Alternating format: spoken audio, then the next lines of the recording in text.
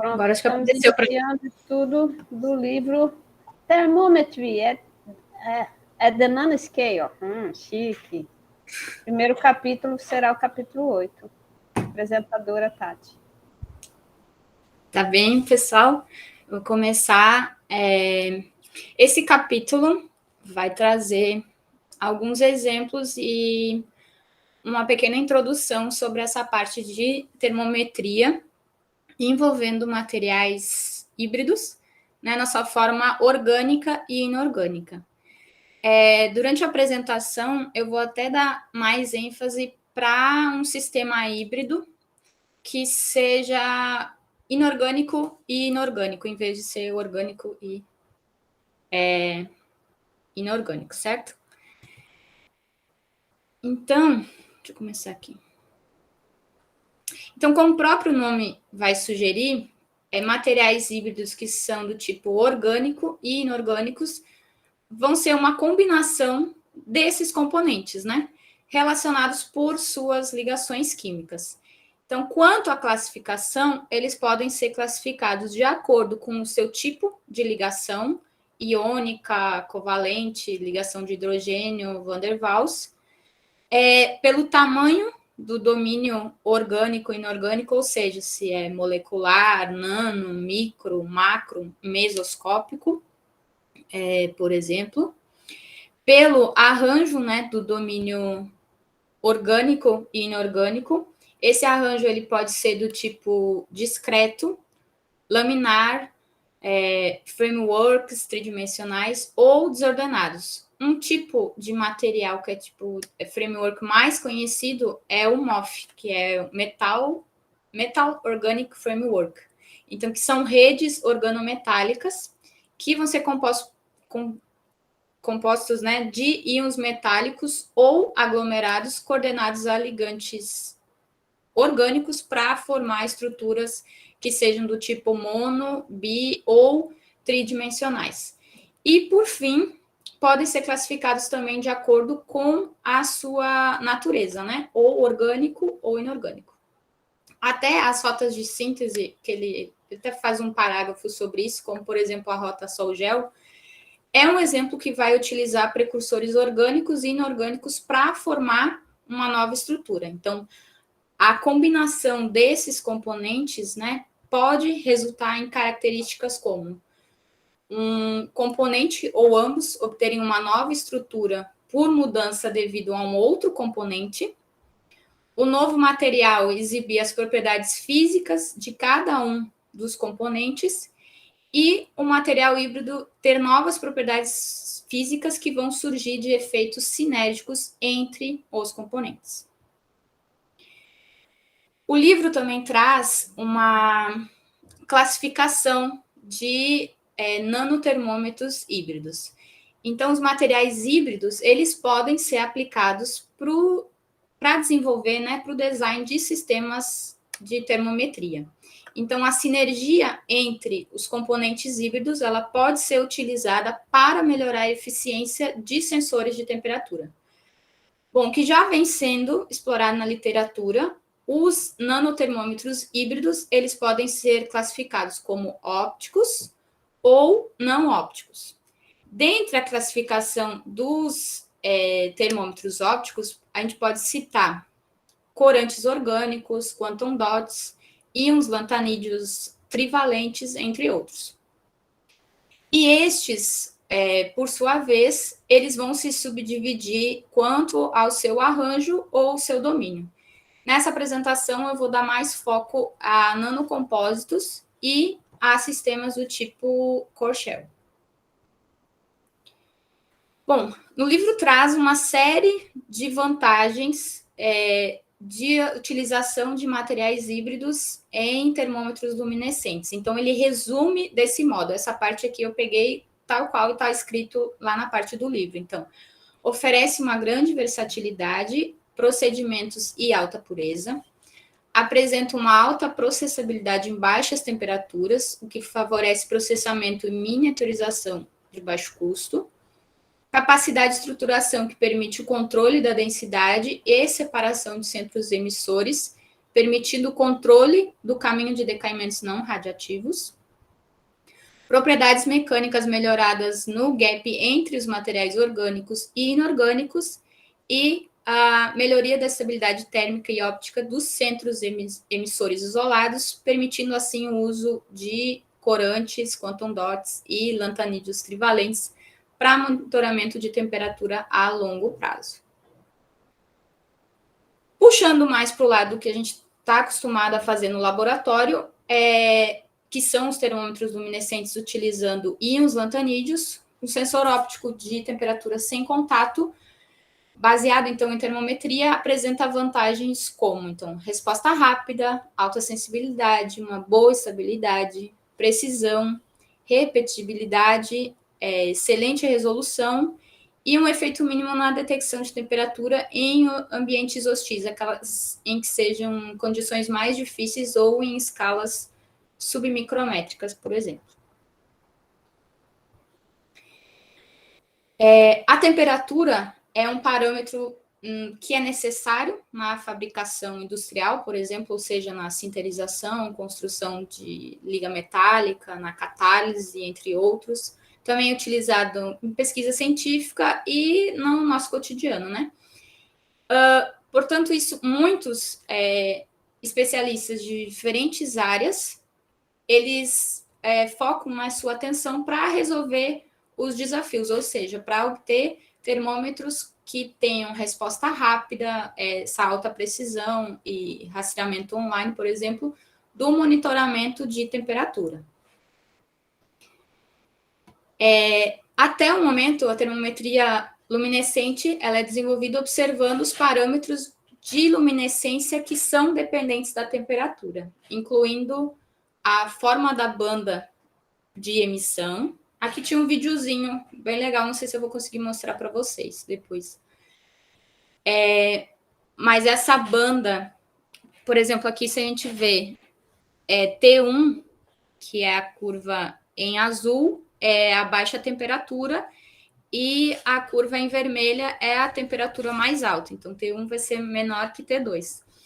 Então, esses parâmetros de luminescência dependentes da temperatura. Então, pode ocorrer mudanças, né, na forma da banda, na resolução e na posição também espectral, na intensidade de emissão, no tempo de vida da luminescência, ou seja, no tempo de subida e o tempo de decaimento, largura da banda, aquela largura meia altura, né, que a gente fala da transição, e polarização.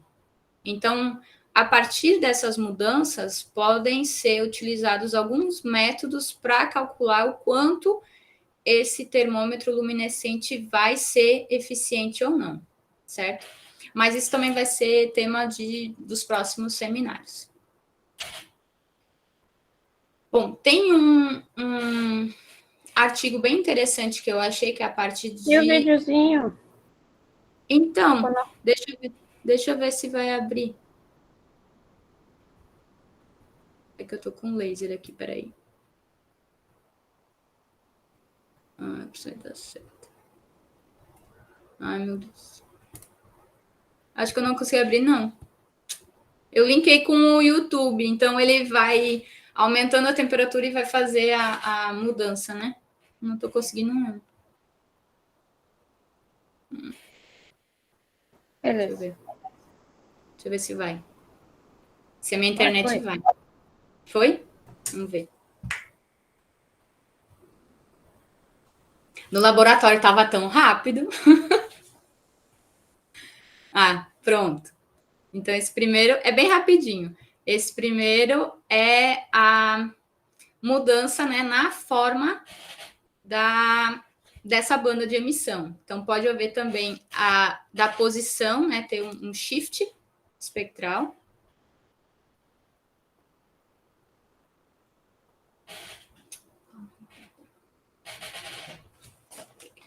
Vamos ver.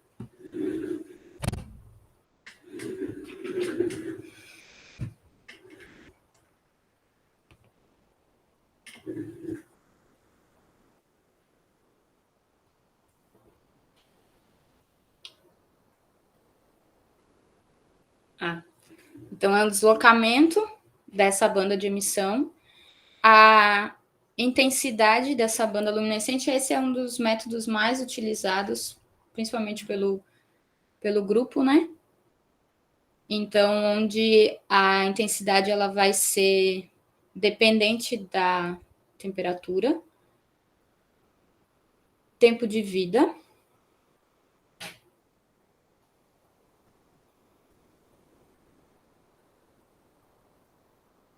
então, conforme aumentar a temperatura, tempo de vida vai alterar, e a largura meia altura da banda.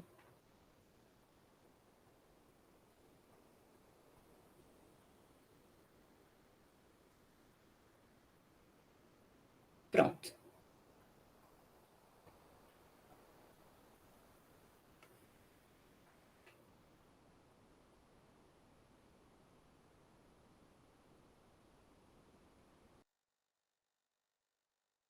Bom, então o livro ele vai trazer também uma parte de lantanídeos trivalentes.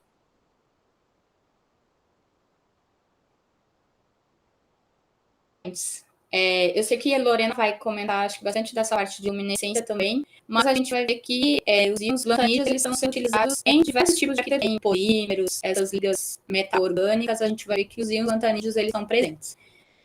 Até indicou esse artigo aqui, que ele é bem interessante, é um review que vai tratar bastante dessa parte dos íons dopantes e também das matrizes hospedeiras desses íons, certo?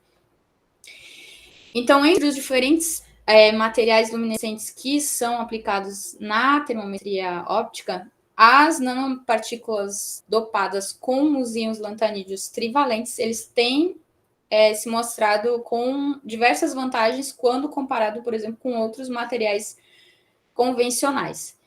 Então, são comumente usados como centros emissores ou também como matrizes hospedeiras em materiais funcionais e nanomateriais. Por exemplo, matrizes hospedeiras no próprio grupo, que é utilizado, por exemplo, o ítrio, né? Como matriz hospedeira.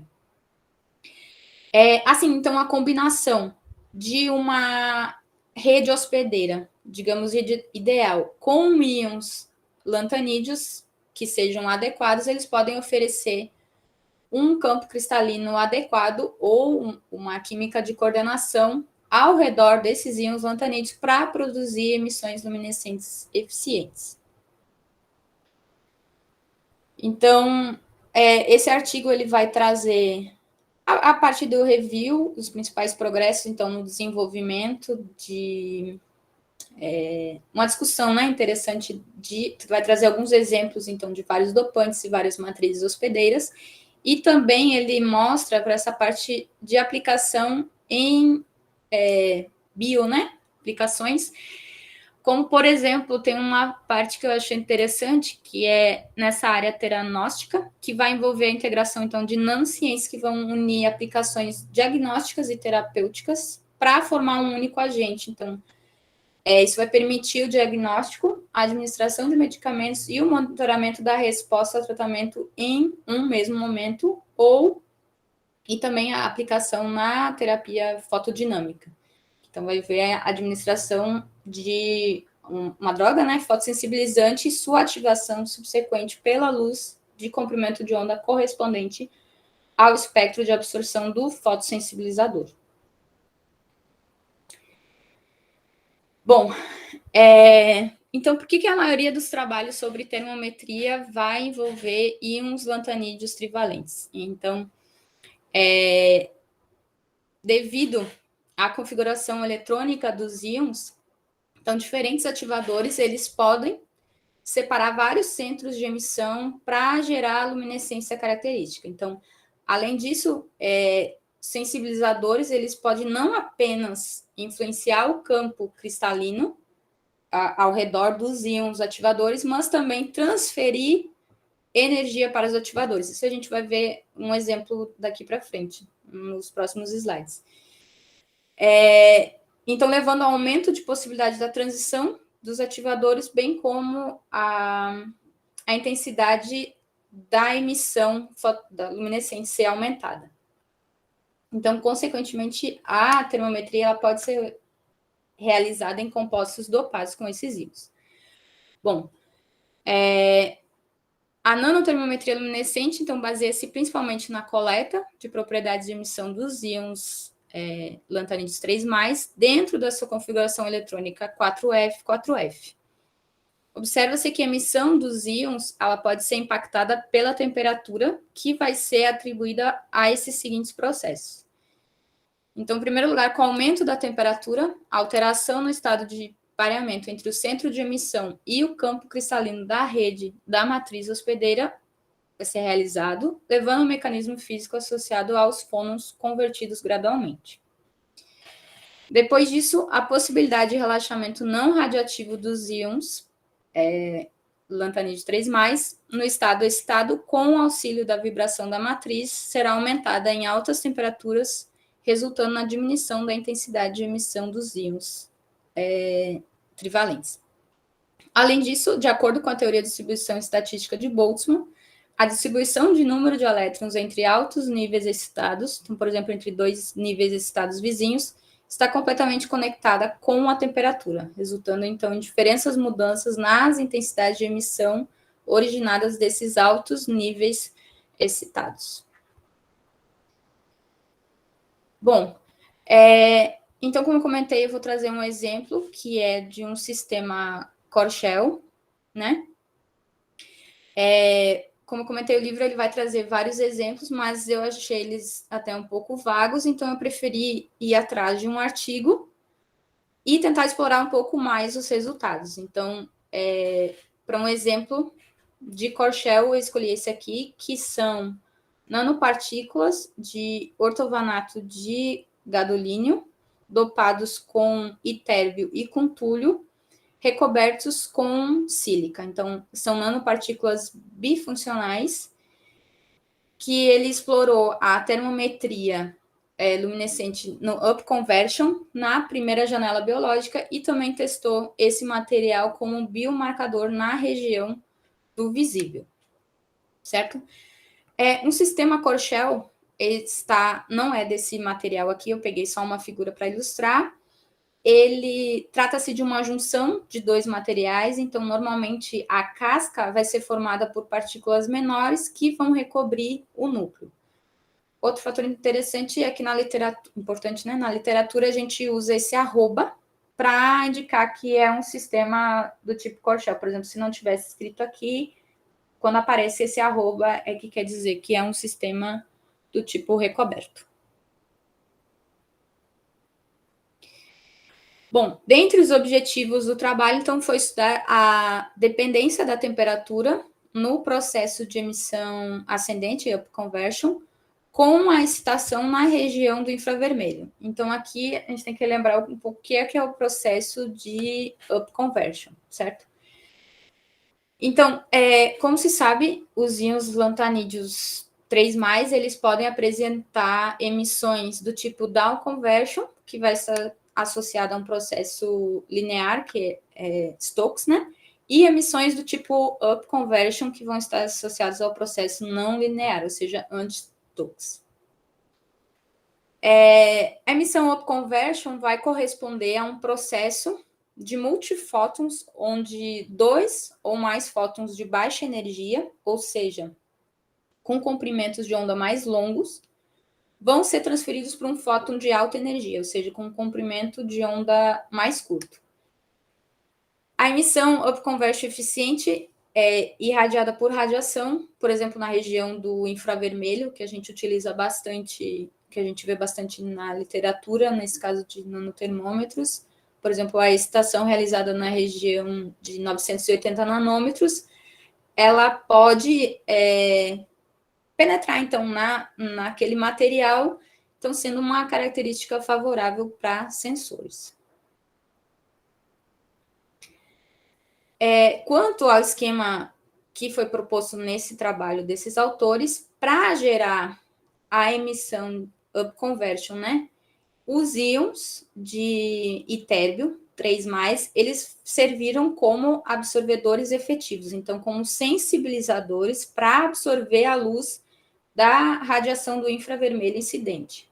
então passar essa energia captada para outros ativadores, outros centros emissores, como, por exemplo, outros dopantes, que aqui no caso do trabalho foi com túlio 3+, mas, por exemplo, pode ser com ólmio, com hérbio, entre outros.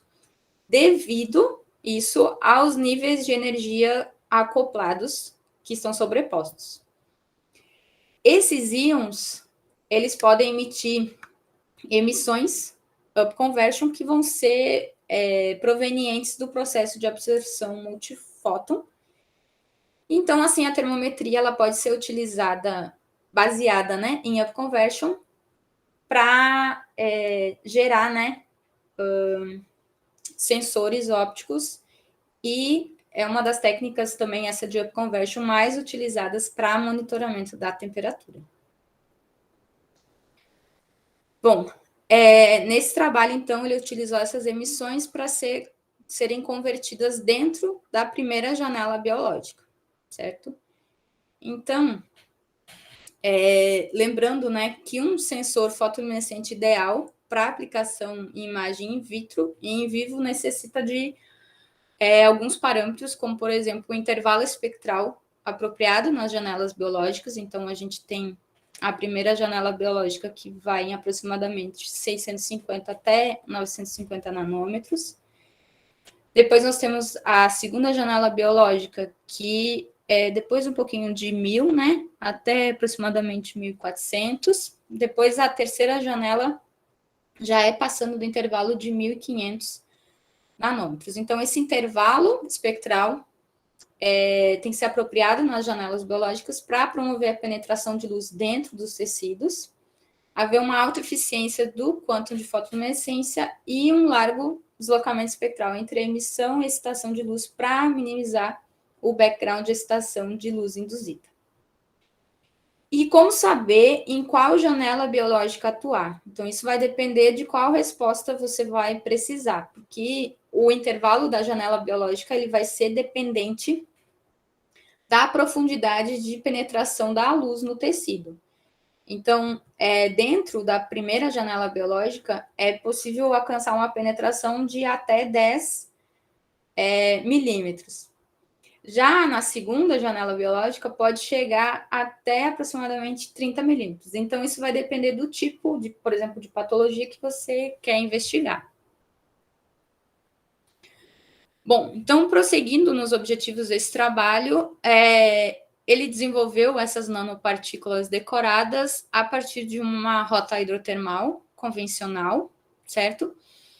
E além de testar esses materiais como termômetros luminescentes, ele também fez um teste com biomarcadores, onde ele fez uns testes em células do tipo ELA, acho que é assim que se pronuncia, porque é a junção do nome, né, da pesquisadora, que são um tipo de célula ditas imortais, né, que são bastante utilizadas na pesquisa científica, certo? Bom, então, analisando os resultados, primeiramente, né, que foram obtidos pelos autores.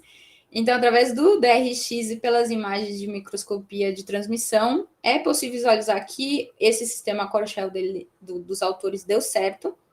Então, onde a gente pode ver aqui no DRX que esse padrão superior é das nanopartículas somente de ortovanato de gadolínio, que corresponde à ficha cristalográfica, e esse padrão do meio já é com o recobrimento da sílica. Então, lembrando que a sílica é amorfa, por isso a gente vê esse comportamento no padrão de DRX. Mas a gente vê também, principalmente nas imagens de transmissão, não sei se vai dar para ver aqui, essa parte que está mais escura é das nanopartículas de ortovanato, de gadolínio, e se a gente olhar no PDF, por exemplo, é para ver os planos cristalinos dentro desse material. E aqui na volta, nessa região um pouco mais clara, corresponde ao recobrimento que foi feito com sílica.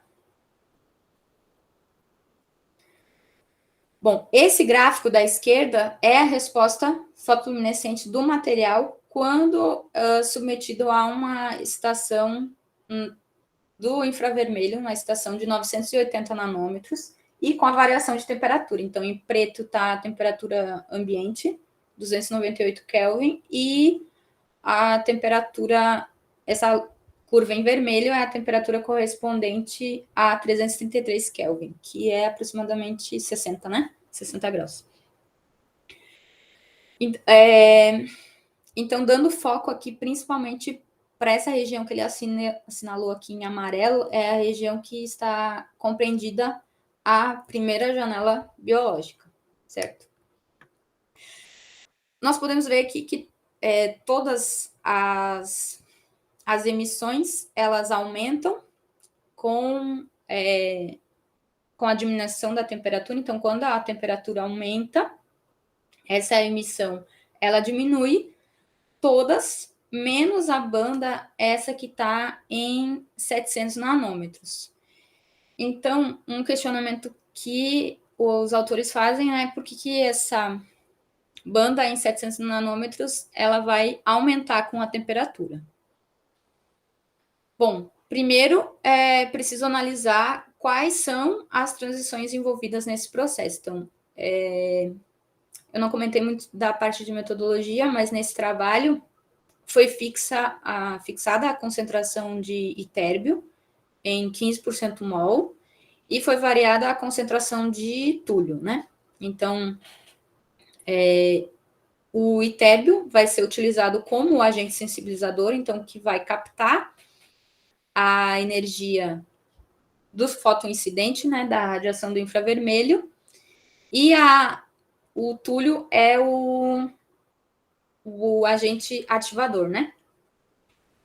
Ou seja, que vai ser o centro emissor. Então, olhando para o diagrama, as transições envolvidas que nós vamos ter. Então, a excitação em 980 nanômetros vai ser absorvida pelo itérbio, então promovendo seus elétrons desse estado fundamental 2F7,5 até o estado excitado 2F5,5. Parte dessa energia vai ser transferida para o nível de energia do túlio, no nível de energia 3H5, a partir do qual esses elétrons eles vão relaxar muito rapidamente para o nível de energia 3F4. Uma outra transferência de energia ocorre do itérbio, que vai promover elétrons para o nível de energia 3F2, né, que relaxa, povoando, então, os níveis de energia 3F3 e 3H4, aqui.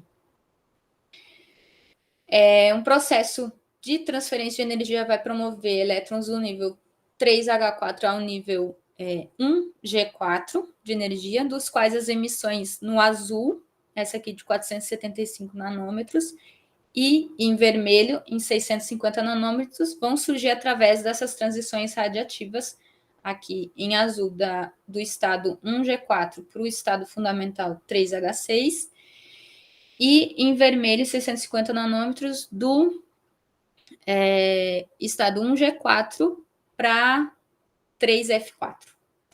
E as emissões em 700 nanômetros e em 800 nanômetros vão se originar das transições entre 3F3 até o estado fundamental 3H6 e a de 800 nanômetros de 3H4 até 3H6. Bom, essa banda em 800 nanômetros foi mais intensa, segundo os autores, porque pôde ser mais populada, efetivamente, pois vai corresponder à energia de fônon dos grupos hidroxilas absorvidos na superfície da sílica.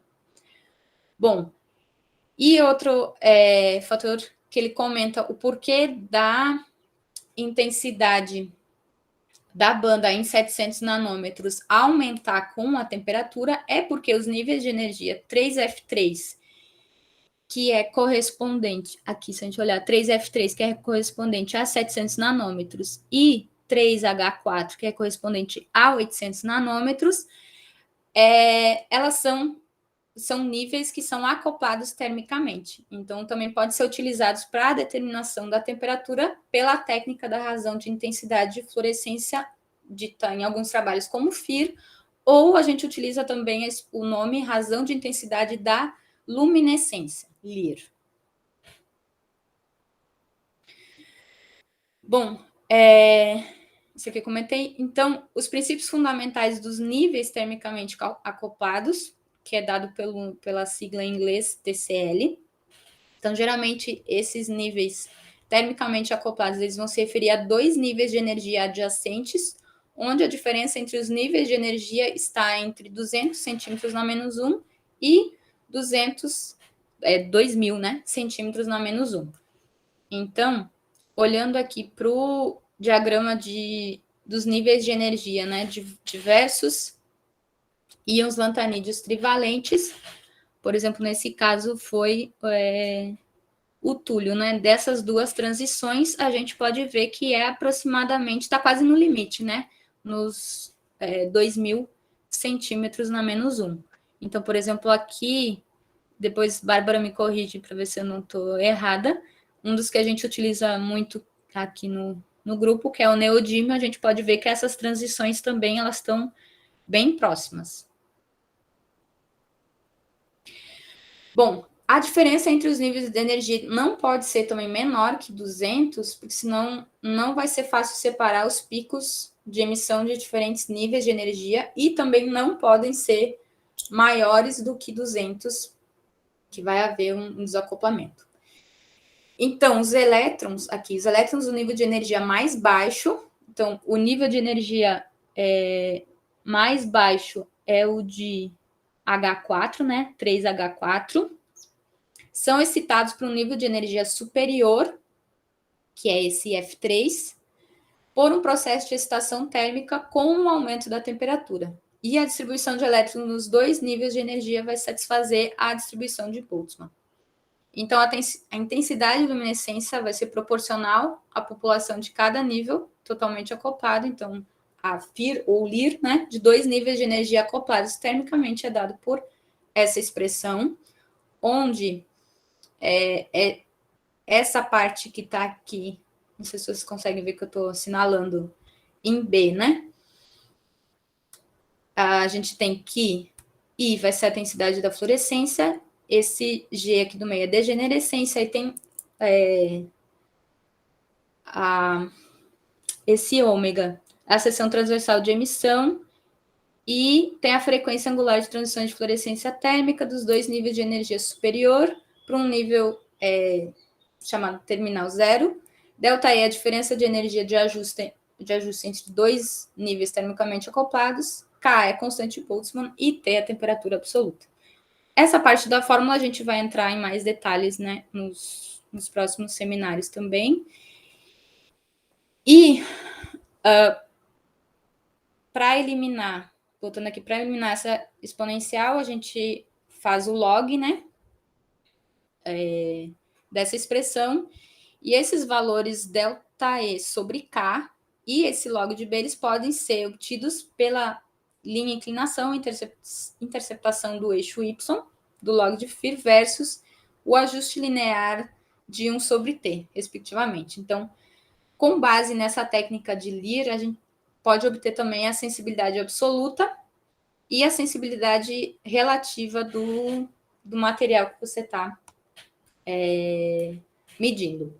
Então, a gente nota também que o log de φ ele vai ser inversamente proporcional à temperatura. Bom, olhando os resultados que esse artigo ele obteve, então, como eu comentei, a concentração de TeB foi mantida fixa em 0,15 mol% e variou-se a concentração de túlio em 0,5, 1, 2 e 3.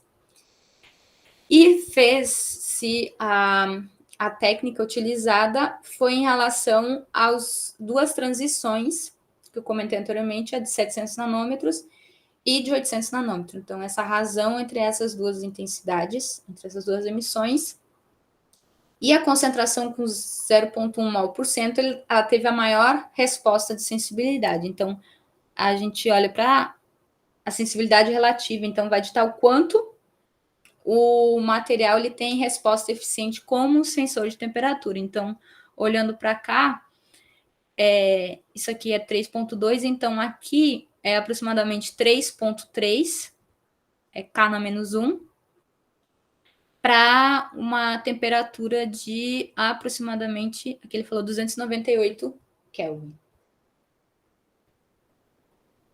Então, aqui ele traz a tabela dos valores que ele obteu, 3,3% K na menos 1 a 298 Kelvin. Essa tabela, eu acho que ele quis mostrar as diversas possibilidades de operar com os dopantes utilizados, né, com o túlio e com o itérbio, a depender da matriz hospedeira, porque aqui a gente não tem muito também como comparar, porque, por exemplo, a energia de excitação é a mesma, em torno de 980 nanômetros, mas a gente pode ver que nos trabalhos varia, por exemplo, qual é o range de temperatura que foi utilizado,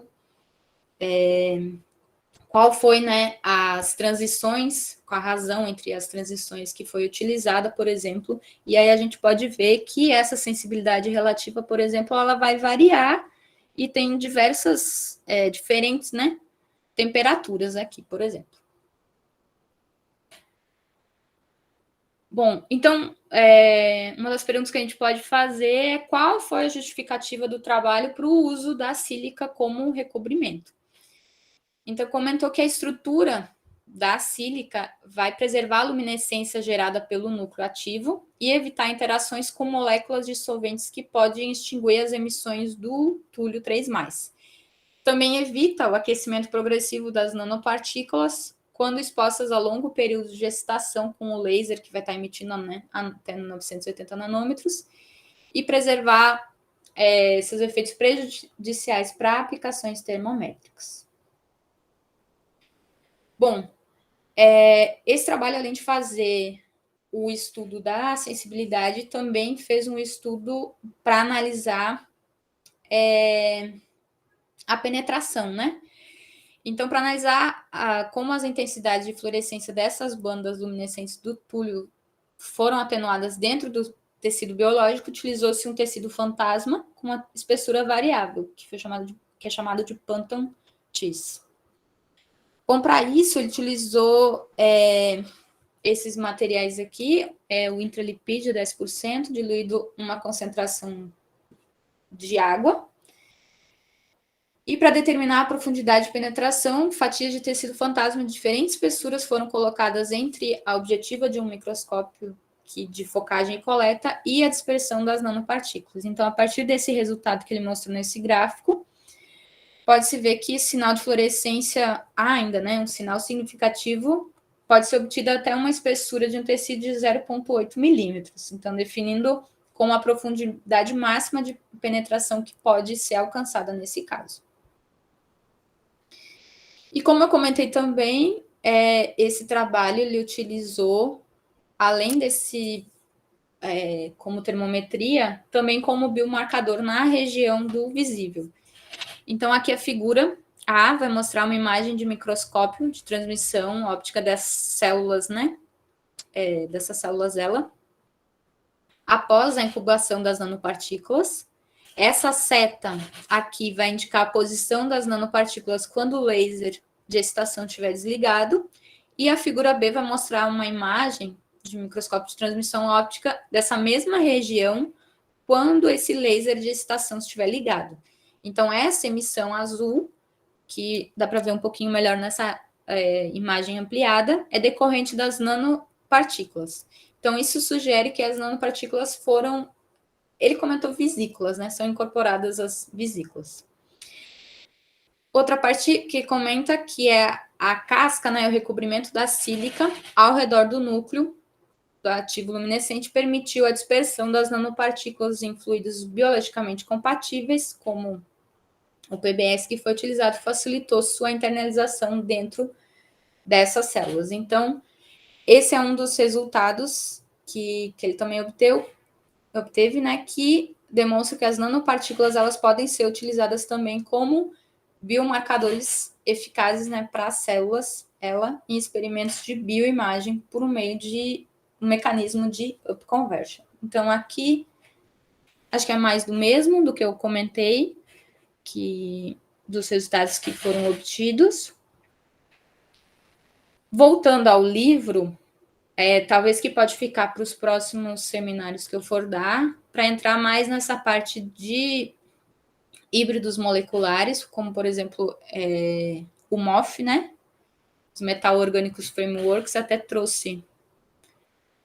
Tem um artigo, mas como eu comentei, a gente... os íons trivalentes vão estar em praticamente todos não, mas vão ser muito utilizados para melhorar a eficiência desses materiais. Certo? E outros exemplos que o livro também deu, mas vagamente, foi a parte de polímeros e quantum dots. Bom, acho que é isso o que eu tinha para apresentar. Arrasou! Muito bem. Ai, não sei se ficou bom ou não. Para a gravação ou a gente faz a discussão gravando? Acho que dá para fazer. Ficou muito longo? Não sei. Não. 45 minutos só. Eita, tudo isso. Ainda achei muito. Meu Deus. Passa rapidinho, né? É. E aí, galera, algum comentário? Além de arrasou. Arrasou. Não, já deu uma azul daqui, não foi, Lorena? Desde Lorena saiu. compreensão. Deve ter caído. Eu tenho uma perguntinha. Viu? Estão me ouvindo? Da interfonia. Sim. Fale, Maria. Tá dando para ouvir? Tá. Uhum. Tati, acho que no início você comentou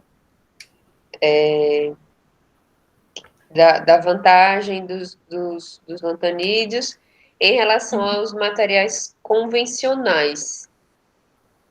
Sim. Ele cita, assim, quais seriam os convencionais que ele considerou.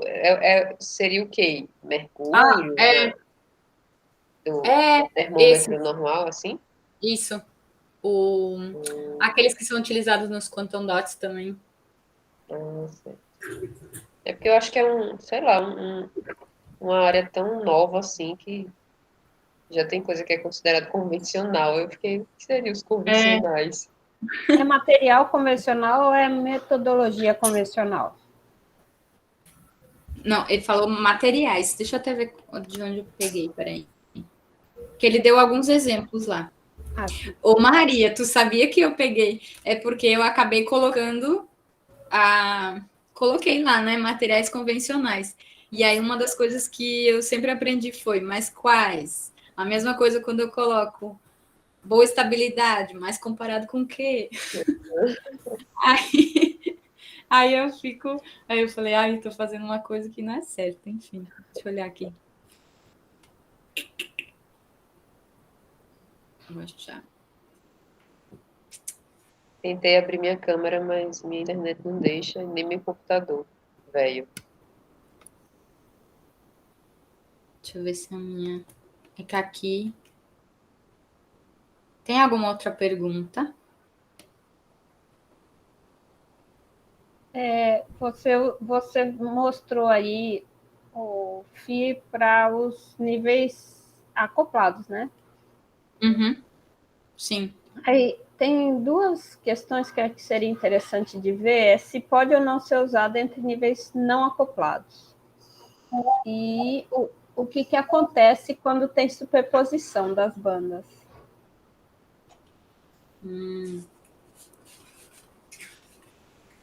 Acho que são coisas interessantes que a gente vai ter que detalhar, né? Não precisa ser agora, mas detalhar nas próximas apresentações. É importante Sim. Porque a gente vai melhorando o entendimento aí. Eu acho que muda a equação. Uhum. Tem um artigo que é dessa parte dos níveis termicamente acoplados. É um review também. E ele vai trazer alguns exemplos dos não acoplados. Né, Bárbara? Aquele um dos primeiros que a gente viu. Sim, ele dá dos dois tipos. Eu acho que... Deixa eu dar uma olhada aqui. Um dos trabalhos que eu acho que foi um dos que eu fiz com o Márcio. Ele fez, ou é um que ele está fazendo agora, que são para níveis não acoplados. E aí a grande dificuldade dele é justamente essa, é a equação. Que vai mudar, e aí ele tem que estar quebrando a cabeça aí para convencer a ideia que ele teve. Eu acho que é um desses que eu abri aqui, do Herbio. Ou é Aquele o que a gente ele tá pegava agora? picos diferentes a depender da região de temperatura, lembra? Porque a depender, ele ia combinando duas emissões e medindo a sensibilidade, e era melhor em algumas regiões e pior em outras. Isso. Ele fez esse teste até com o meu também. É esse artigo mesmo aqui que eu peguei agora. É Multi-wave ganhou alguma coisa. Não, é um outro. Size and influence on temperature sensitivity of erbium doped lithium oxide nanocrystal exploiting thermally coupled and uncoupled level spares. Certo. E aí ele vê que os acoplados dependem de um jeito, com o tamanho, e os não acoplados dependem de outro jeito. Não é isso? Entendi. Só para a gente saber que pode também os não acoplados. Mas é uma dúvida real que eu tenho. Quando você tem níveis acoplados que são tão próximos que você tem superposição de banda, muda alguma coisa? Tem superposição. Eu acho que muda, porque é que nem aquela... Que eu achando... então, eu tenho essa dúvida que em relação, por exemplo, aos subníveis Stark, que é no caso do meu trabalho, né? Que é tão pequeno que, na verdade, o campo cristalino influencia a superposição dos picos. E aí tem que fazer a decomposição, que não é decomposição, para poder pegar no caso da gente que faz o Kunlir, né? Para poder ter um pico com menos influência dos outros picos sobrepostos. Certo. Quando você faz o FI ou LI, que seja, você mede a intensidade máxima, né? Isso. Tá. Isso. Ok. Então não deve influenciar muita coisa, não. Não, pega... Porque geralmente a gente pega um que varia e um que não varia com a temperatura. Né? E aí pega o centro, o máximo dele, né? Mede a intensidade dos dois. E o máximo do outro pega a intensidade e vai variando. E aí faz a razão. Meu Deus, que eu saiba explicar isso quarta-feira.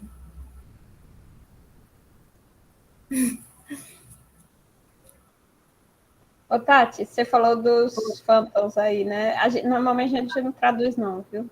Fica phantom mesmo. A palavra é usada em física médica. Phantom Eu fiquei em dúvida. Não é fantasma, é phantom mesmo. Ah, tá.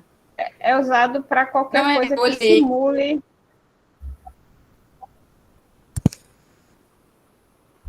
Para qualquer coisa que simule partes do corpo, o pessoal chama de phantom. Ou, né, nesse caso aí, geralmente usa o quê? Peito de saúde. Peito de frango, né? Eu já vi um artigo que usa o peito de frango. Isso, para simular qualquer biotecido. Sim, então, ele usou a palavra phantom. Eu acho que o pessoal de física médica trabalha com isso para simular a mama, né? Quando tem para dosimetria. Isso. Tem phantom de tudo quanto é parte do corpo.